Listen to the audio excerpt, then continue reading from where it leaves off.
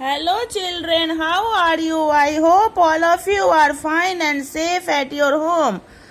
Today I am going to teach class 7 English literature chapter 9. The name of the chapter is The Story of an Invitation. This story is about two girls, Bertha Sutherland and Grace Maxwell. They had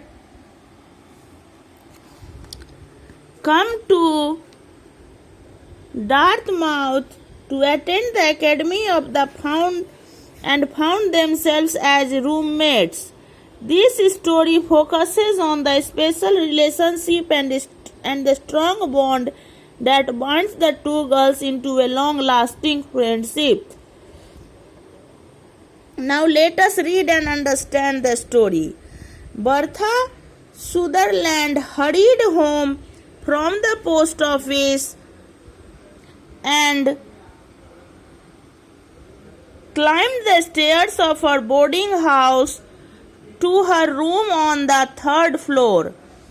Her roommate Grace Maxwell was sitting on the divan by the window looking out into the twilight. Bertha Sutherland hurried home from the post office. From the post office she came home hurriedly and climbed the stairs. Stairs means all of you know, steps, सीढ़ी of her boarding house to her room on the third floor. She climbed the stairs of her boarding house and her room was on the third floor. Her roommate Grace Maxwell, name of her roommate was Grace Maxwell, and she was sitting on the divan. Divan means couch by the window, looking out into the twilight. And she was looking out into the evening. Twilight means evening darkness. A year ago, Bertha and Grace had come to Dartmouth to attend the academy and found themselves roommates.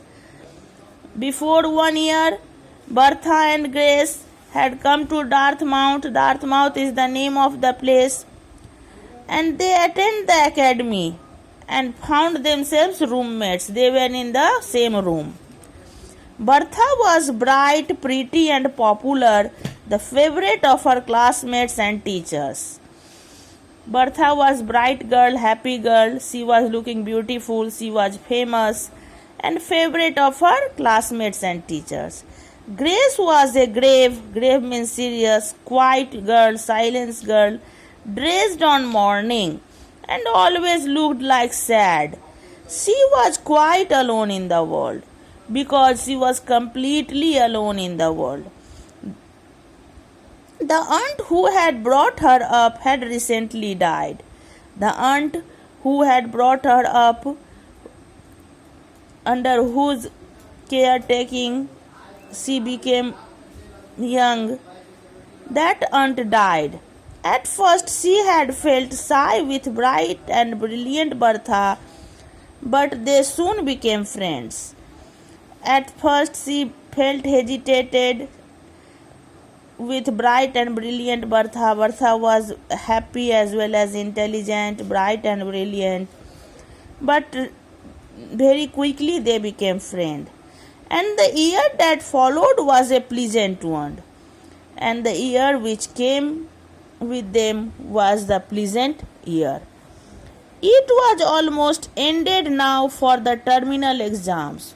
Now at the end of the year, there was terminal exams had begun in the week's time. The school would close for the holidays. And after the exam, the school would close for the holidays.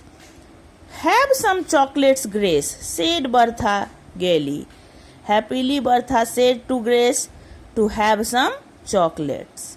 I got such good news in my letter tonight that I felt I must celebrate in it fittingly. Bertha is telling that she got good news in her letter. that night. So she felt that she should celebrate it fittingly. So I went to caterers and invested all my spare cash in caramels. So she went to caterers and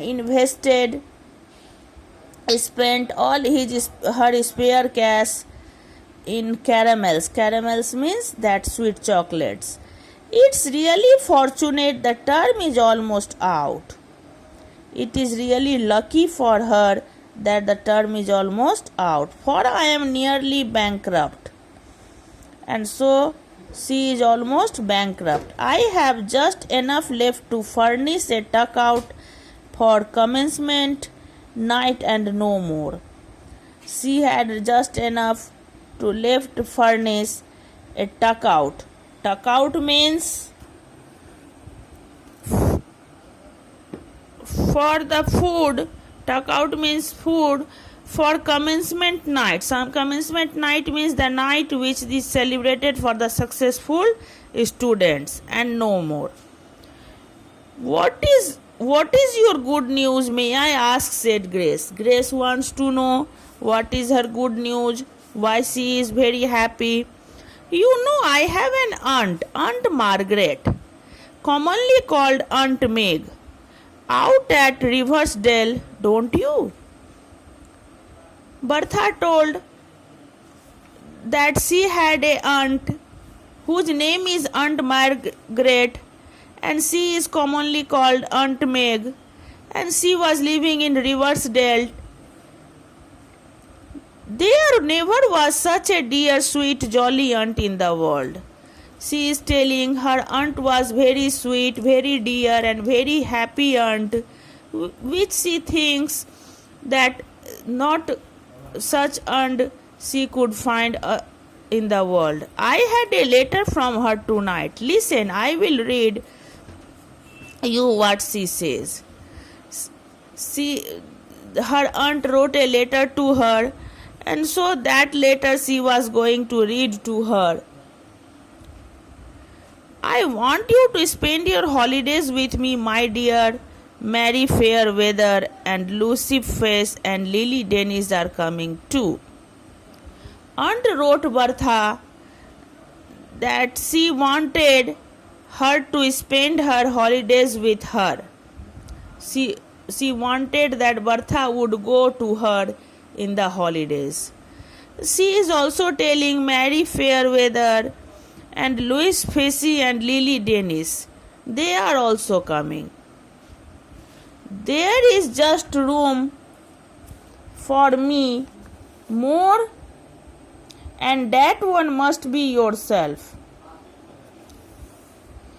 Come to Riversdale when school closes, and I will feed you on strawberries and cream and pound cake and donuts and mince pies and all the delicious, indigestible things that schoolgirls love and careful mother condemn. Mary and Lou and Lil are girls after your own heart, I know, and you shall all do just as you like, and we will have picnics and parties and merry doings galore.